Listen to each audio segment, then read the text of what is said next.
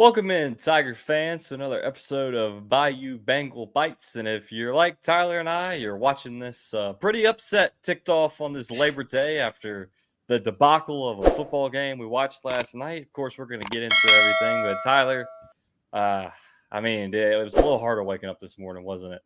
Yeah, it's definitely getting harder for these season openers, but we'll get into it. We got a lot to talk about, so excited to get into some LSU football recap. Yep, here we go. All right, so Florida State, LSU on paper looked like really even matchup, top 10. And for the majority of the first half, this was the battle of two giants, right? I mean, you had LSU from the very get go drove right down the field, and Florida State's defense made a goal line stand. Really poor executed from LSU there. You got 6 plays inside the 2 yard line, and you end up losing 8 yards. Can't get into the end zone. And then Florida State gets the ball, drives down the field, they score, and then LSU gets it and kind of returns the favor. So punches going back and forth for the majority of the first half, and LSU has a lead going into the locker room 17-14. Needed some adjustments to be made. Everyone thought the adjustments were going to be made. They were made by Florida State, but LSU came out in second half flat. Looked like they didn't even want to be there, getting just run over and bullied. I mean, Tyler, just high level. What you think of the game last night?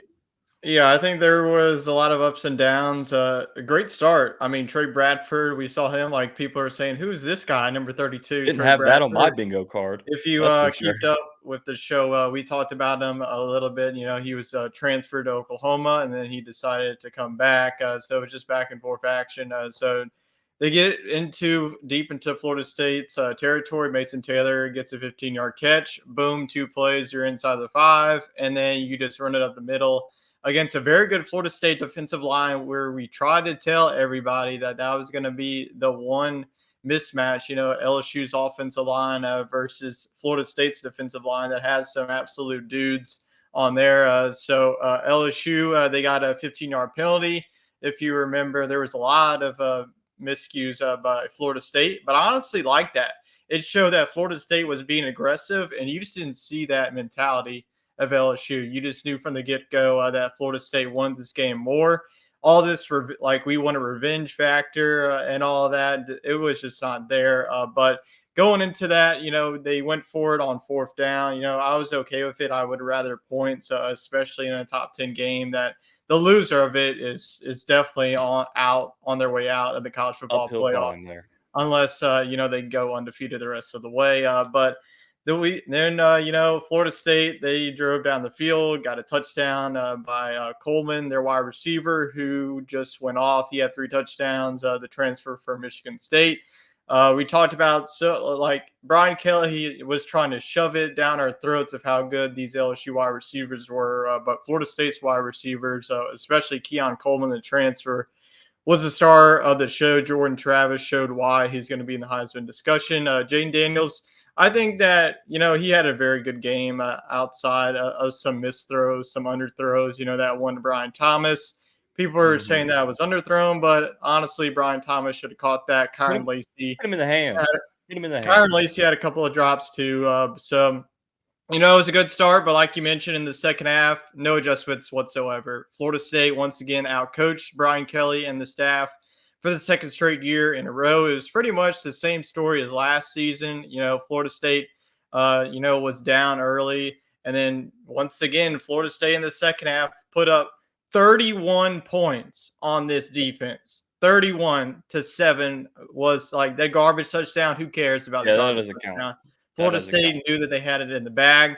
Florida State, I give credit to them. They didn't even stop. They just wanted to keep on, throwing the ball and running the ball right down LSU's throat all night. The secondary is god awful.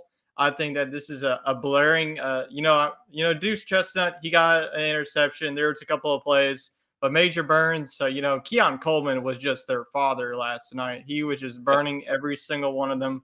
I don't know what the hell they were doing with Harold Perkins, but it was not the Harold Perkins that we saw last year. Putting him in coverage was the most idiotic play. That's why you brought in Omar Spates to be your lead linebacker, not have Harold Perkins, and especially not having Mason Smith. I got to give it credit to Mekhi Wingo because he was about the only guy that was getting pressure. Outside of that, there was hardly any pressure against Jordan Travis. I think that I counted 1 sack against Jordan Travis, and that was my main key: get after the quarterback. Jordan Travis had as much time to go to Walmart and come back and then absolutely throw an absolute dime. So, tip my cap to Florida State. They were the way better team last night. 0 sacks, according to the 0. stat line. 0 sacks from LSU last night. That's pretty bad. You know, that might not be 100% accurate, but that's what I'm seeing on ESPN. You mentioned, Harold Perkins. What the hell is that? I know then the offseason they preached about, he's a young guy. He's got raw talent. They want to teach him how to play linebacker so he succeeds at the next level. That's great. But he's not an off-ball middle linebacker. He's a dude that puts his hand in the turf and just gets the football. Matt House tells him, Harold, you see the ball, get the ball. That's what he does. And to drop him back, have him spy Jordan Travis the entire night and drop back into coverage, like that's not his strengths. And I was screaming at the TV. I was tweeting it all night, like just rush Harold Perkins, blitz him, and disrupt this offense because they were just ramming it down their throat. Like you mentioned, Mekhi Wingo was the only guy getting any pressure on the quarterback. The only one on the defensive line that actually looked good. Secondary was abysmal. I mean, Major Burns is not a safety. You can't play safety with a damn horse collar back or a neck roll on your pads. Put him at middle linebacker for crying out loud. It's just Deuce Chestnut had a great interception, but he was clearly outmatched by Keon Coleman, which hurts because considering that guy's from Louisiana and LSU didn't offer him out of high school, and then they didn't get him out of the transfer portal, even though they tried. That felt like this was personal to him. He was there to show up LSU. Hey, you missed out on me, and I'm going to shove it down your throat and just torch you. And Brian Kelly, 2 days before the game, says, "Oh, we're going to beat the heck out of Florida State." Dude, shut up. No One head thing on coach that, should be. I don't know if you saw during that, whenever Florida State was driving, literally the play, they got the first down, and I saw Keon Coleman. He was waving like, "Look who I'm on!" Like he knew Yeah, he exactly knew what the he mismatch. told his coaches that. Look, this is a mismatch. Throw me the ball. That's the mentality that Florida State played all season, and that's what LSU has been missing in the season opener for 4 And straight years. I can pull it up right now. LSU in 2020 lost to Mississippi State 44-34. yeah, that was UCLA in awful. 2021, 38-27. Last Awful. year, the same Florida State team by 1. And then Yep. you get your absolute butts handed to you. I mean, number 5 in the country, that's going to go out the We're curve. gonna be I 20, think that 21. this is honestly, we could say, probably one of the most overrated and overhyped teams. I know that we're letting our emotions out. We're going to calm Yep. down, I'm Week sure, one. whenever Week we one. beat Grambling and all that, but that's not going to matter. I thought that this was an 11-1 team going into the season. I brought into the hype. Brian Kelly was talking about how great of this team was. And then the media asked him, and he says right there, then and there, this wasn't the team that we thought we were. What does that go on to? This was the crap that we, didn't give up with Les Miles. Honestly, Yep. Les Miles in these season openers, he had his team prepared every single year. How many losses did the Les Miles era get? Probably 1 or 2. I think the I one can't loss name that them. stands out to me was Wisconsin when they lost to Lambeau. Yeah, that one was Those bad. are the one and few losses. But look at all those season openers of the Les Miles team. That Oregon game, they absolutely ran over Oregon. If you're a Mhm. program like LSU going up against Florida State, you're the ones who are supposed to be winning 45-24, not losing to Florida State. So Florida State, tip my cap to you. I mean, I didn't put them first in the college football playoff, but if you look at the rest of their schedule, they're going to beat Clemson people. This team is going to go undefeated. Would not surprise me if they go into the national championship. This is going to be definitely one of the best teams that LSU is going to be playing. Look at the rest of their schedule. Yeah, they have Ole Miss on the road, Alabama on the road, Auburn. We're pretty much LSU fans are wondering how many wins do we have on their schedule. We'll definitely get into that later on. Yeah, so I didn't watch the Brian Kelly post game conference. Saw a few sound bites from Twitter, right? And I have an issue with what he said. This isn't the team that I thought we were, or that I thought that we thought we were. Dude, it comes back on you. Like that's coaching. I Yeah. mean, you gotta. He needs to own this loss because he clearly didn't have them ready to play. Because they first play of the game, yeah, that's a 45, 50-yard catch by what's his name? Trey Bradford, who I didn't like I said earlier, I didn't have that on my bingo card. Like Trey Bradford opening the game, no way. But then after that, it was just like, where's the sense of urgency? Where's the will to want to run somebody over? I don't know. It wasn't there. So I know we've been Debbie Downers. It's week one. I'm not trying to, go scorched earth on them, but some things are going to have to change if they want to meet some goals. So let's get into some positive here. Of course, we've got more things that we'll get into what needs to change, but let's see what LSU did right. Okay, so what went well for the Tigers last night? I got a few points. A lot of people were harping on Jaden Daniels. I think he played well with what he had to work with. I've got a stat line. He went 22 for 37, 347 yards. Like you mentioned earlier, Tyler, there were some missed throws. He had that interception, but really Malik Neighbors kind of tripped and Jaden underthrew the ball. So it was just kind of a fluke play, right? But he seemed to stay in the pocket a little longer than he did last year. It still was like a little too shorter, and he went through his progressions. I would have liked to see him stretch the ball down the field, but I mean, 350 yards for with how the game was going, it's not terrible. I think he had like 65 rushing yards. Other thing I had was left side of the line actually looked pretty decent. I mean, Will Campbell is as advertised. We all knew he could play. It was the right side that really struggled. Jared Verse just had his way with Emory Jones for the majority of the night. And we made field goals. We didn't miss any field goals, and we didn't miss any extra points. So those are my three positives. I mean, Tyler, what did you see from LSU that actually gives you a little hope going into the rest of the season? Yeah, pretty similar to you. I think that Damian Ramos definitely is going to have a better season than he did last year. He was a freshman. That was his first year. It was definitely hard for him to miss that extra point in that heartbreaking loss last year. He made his 2 extra points whenever LSU punched it in for those 2 touchdowns, and then he made a 36-yard field goal to give you the lead going into the half. The second point, like you brought up, I think that the left side of the offensive line is going to be your strong suit. The right side definitely has to play better because there's definitely going to be SEC defensive lines that they're going to be ready and prepared. That's going to be on the film now that if you want to attack LSU, it's going to be on the right side. And, even in the left side, we saw Jared Verse get his fair share against Will Campbell. He beat He him did. for that one play. But Florida State, after that, they were just like, okay, we can really attack these Just guys run from the through his right right side of the side. ball. And they were able to feast. They got more sacks than LSU did. That's for sure. They had 4 or 5 They of had them. 8. They had That was 8. last year. I Last think year they they had had like 8. I'm sorry. I think they had like 4 or 5 sacks around that mark. But I think that Mason Taylor Yep. was another bright spot too. Malik Neighbors had a good game. He had 67 yards. But I think that Mason Taylor is definitely going to be one of the best tight ends along with Brock Bowers in the country. I think that that's definitely one of his go-to guys. Jaden Daniels first look at Malik Neighbors, but his second looks was to Mason Taylor. I want to give you a positive on the defense, but there wasn't really many. So the defense definitely has a lot of tuning. I definitely saw some bright spots in the defensive line. Like I mentioned, Mekhi Wingo. We saw Jordan He was a Jefferson dog. get some pressure too. We also saw Simpson too. I think that Simpson Mhm. was one of the bright spots too.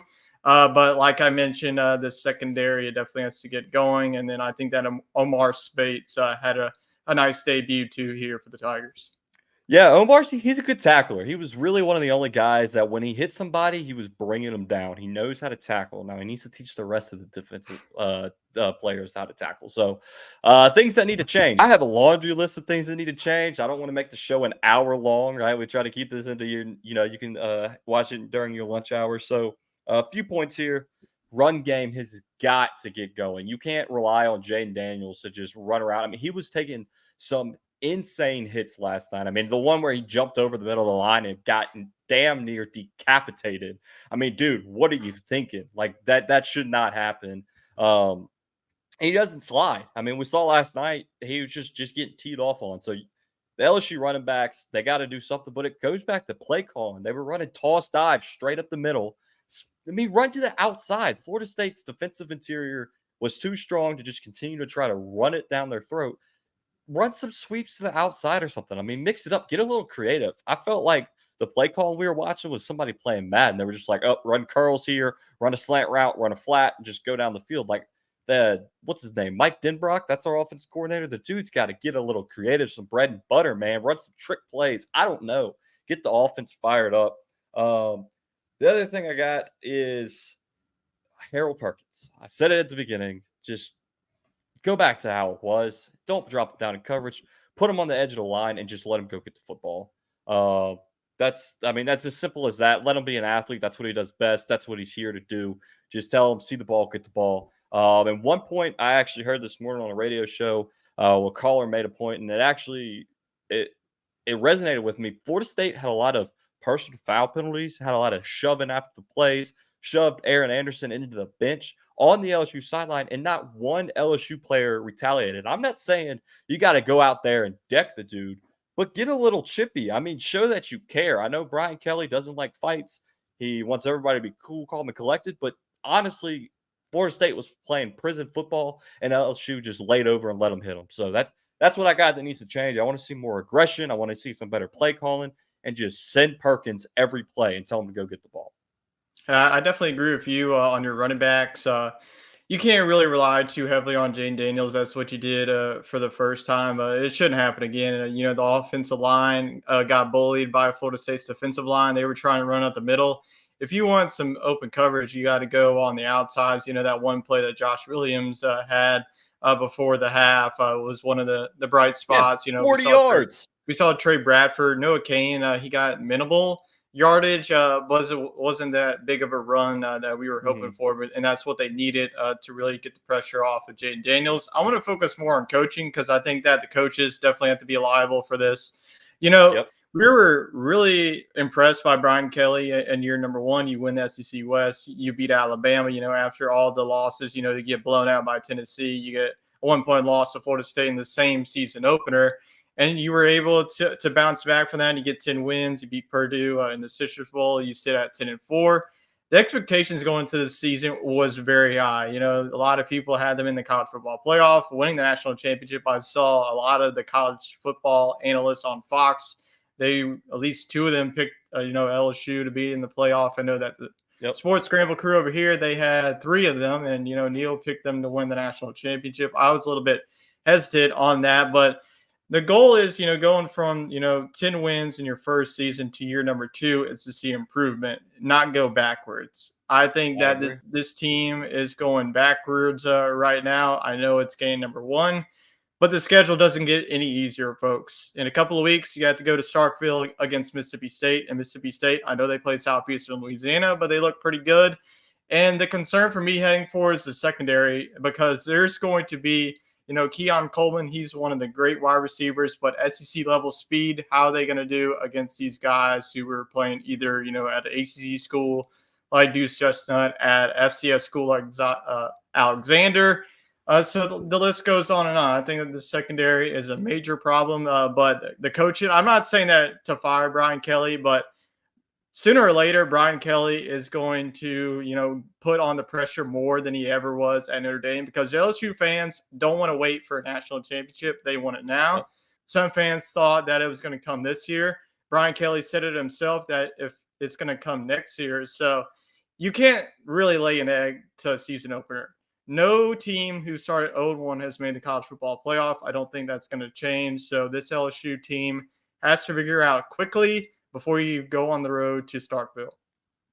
I want to touch on your secondary part. Yep, some things need to change, and you've got him. He didn't even make the trip, and I think you've proved your point, Brian Kelly. Put Denver Harris on the field, okay? The man is too talented to be running with the third stringers because he was a couple minutes late to team dinner. Like, yeah, he's got some off-the-field issues, but I think you've made your point at this point.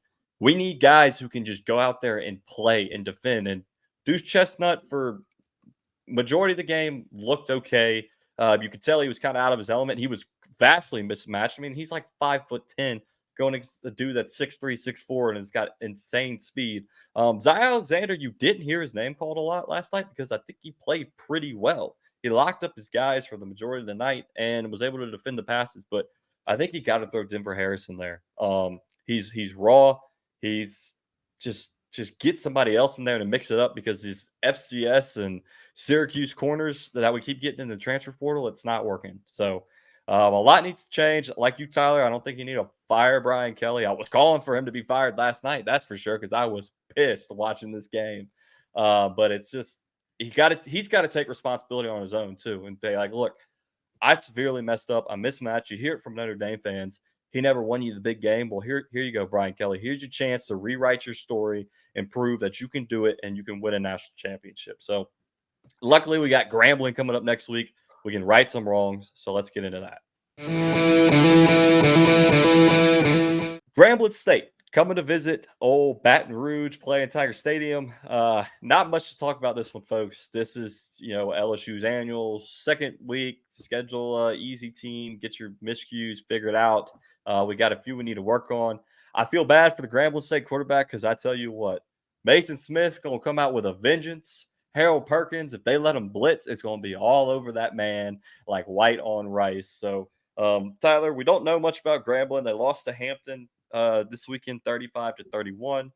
Some of their analysts said that their defense struggles with a mobile quarterback, plays into Jane Daniels' strengths, but I don't want to see Jane Daniels running all over the place this weekend. I want to see him sit in the pocket, go through his progressions, try to take some downfield shots. So, Tyler, score prediction for Grambling. What do you got? Yeah, I think that this is definitely a matchup to watch. This is historic too. This is the first time that the Tigers are going to meet against the Grambling Tigers. We saw them Yep. face off against Southern, so this is the second consecutive year that they're facing off against the HBCU school. The atmosphere would have been more joyous if LSU would have won the game last night. So I'm not calling for a sold out game.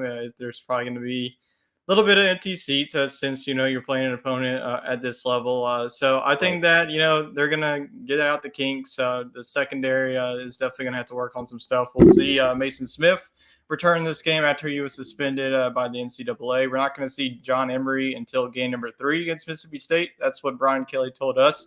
We'll see if that comes to fruition. So I think that it's going to be probably not close of a game. You'll probably see Garrett Nussmeier come in.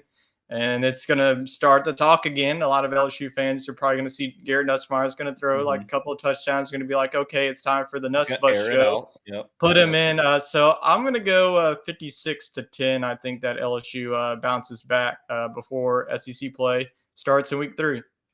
Yep. Exercise some demons here. Get it all out of your system. Get your head on straight. Score some points. One thing I want to see is Aaron Anderson back there. Give him a second chance at returning punts and just they just got to work on catching it. I think they probably preached all off season. We had so many special teams miscues. Make sure you catch the punt. Make sure you catch the punt. I think they were just in their head, to be honest with you, with that. I mean, you just get out there and practice it against the Grambling team. If you muff a punt, guess what? You're done. You're not getting a second chance. So I'd like to see special teams clean up on that aspect. But yeah, like you said, defense, get it straight. Get like 15 sacks. I mean, just go out there and do your thing. So let's get to around town news. So this week's around town news I got for you, Tyler. I was looking through X, we'll call it, for something special, and I saw Paul Skeens and Dylan Cruz are facing off Thursday night in their double A minor league baseball. So you think Cruz gets a hit off his old partner Skeens?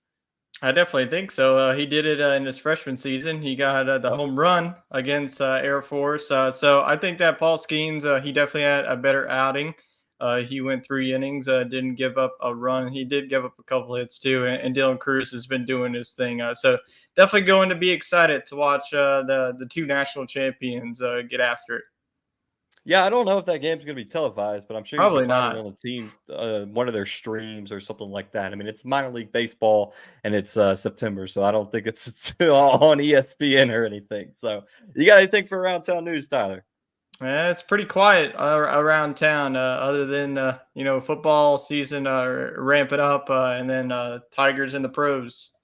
Yeah, so all right, well, that'll wrap up this week's episode of Bayou Bengal Bites. As always, we appreciate everybody watching. Comment below what you thought of the game last night. And let us know your predictions for LSU season. We don't want to go scorched earth on, week 1. We understand, but this, we're airing out our grievances here. So let us know what you thought of the team. Make sure you hit that subscribe and like button, and I'll leave you with a Go Tigers.